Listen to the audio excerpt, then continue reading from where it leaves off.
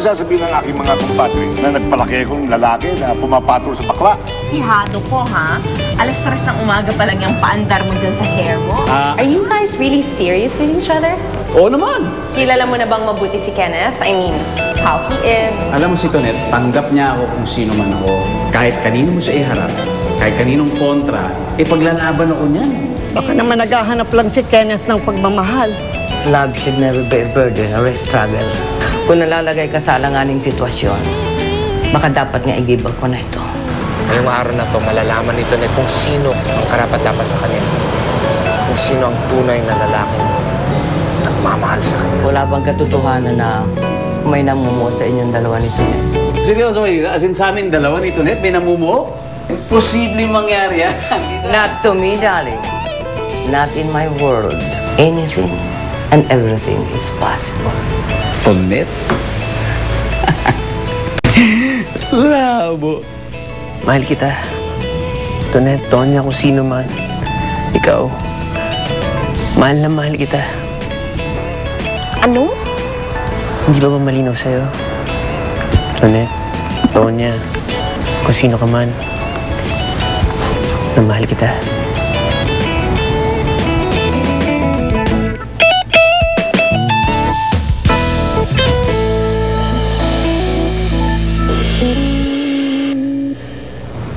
Seryoso ka ba?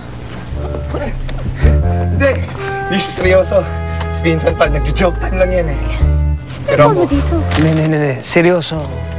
Sana pagbigyan mo ako. Magpakita sa'yo, paramdam sa'yo kung gaano kakalaga sa akin.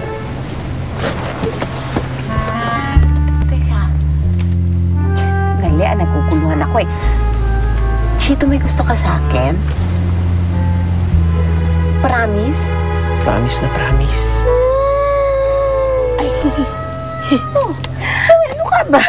Ano ba nangyayari dito? Ay, wala. Alika, siguro upset stomach. Yung parang LBM ba? Amoebiasis. Alika, sabi ko naman kasi sa'yo kung ano kasi kinakain mo. Mahilig ka sa mga street foods. Ako nang bahala dito. Ano ba ginagawa ka ba? Pang inang masakit pa ba? Alika nga dito. Tonet, Tonya,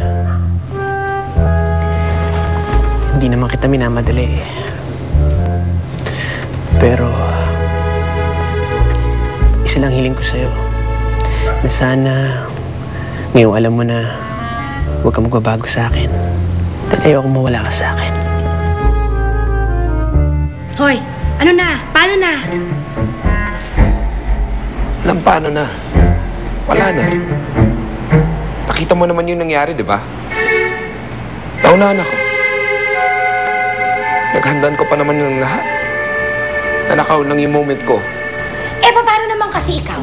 Naghanap-hanap ka ba ng mga timing na yan? Eh, sana nagsalita ka. Sana tumutol ka. Eh, nag-walk out ka lang eh. And forever holding on your peace. Wala akong alam. Eh, wala ka na talaga. Eh, hindi mo pala talaga alam eh. Ay, naku, nakakaloka ka. Sana ako na lang sinurpresa mo. Sana pagbigyan mo ako, Tonet. Hayaan mo kong paramdam sa'yo kung gaano ka ka-special sa akin. Wala akong maipapangako sa'yo, Chito. Hindi mo naman kailangan mangako. Katulad ng sinabi ko kanina, huwag ka lang sana magbabago sa akin. Siyempre man, hindi ako magbabago sa'yo. Thank you ulit, ha. Tsaka, ikaw ba nag-set up ng lahat ng to? O, pinaset up mo kay Joel tsaka kay Polly? Hindi. Siguro alam lang ni Pinsan kung gaano kakahalaga sa akin, kaya eto, ginawa niya ito. Gusto ko yun. Bibilang ka ng labi na walang lipstick. Ang asawa ko.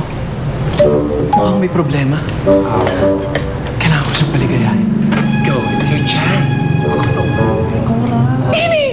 Hindi ko alam kung anong gagawin ko.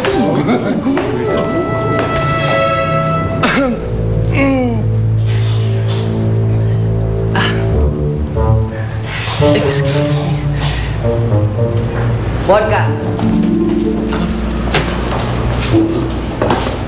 May ginawa ka namang kalukuhan, ano?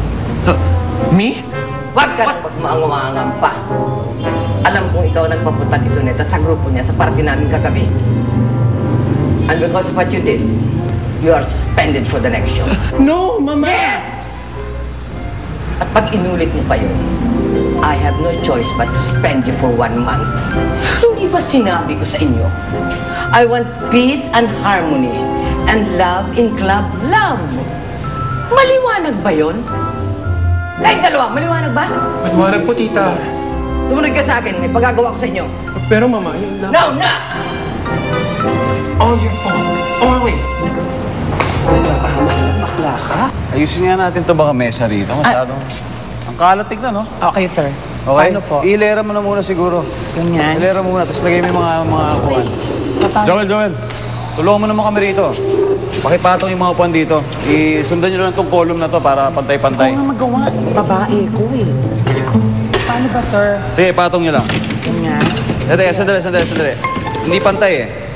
Labas mo ng konti pa. Buhati mo din. Sandali lang, sir, ha? Hindi. Nakaubos pa rin, no? Tinan mo. Sobra. Nakaubos pa rin. Oo na! Nakaunos na!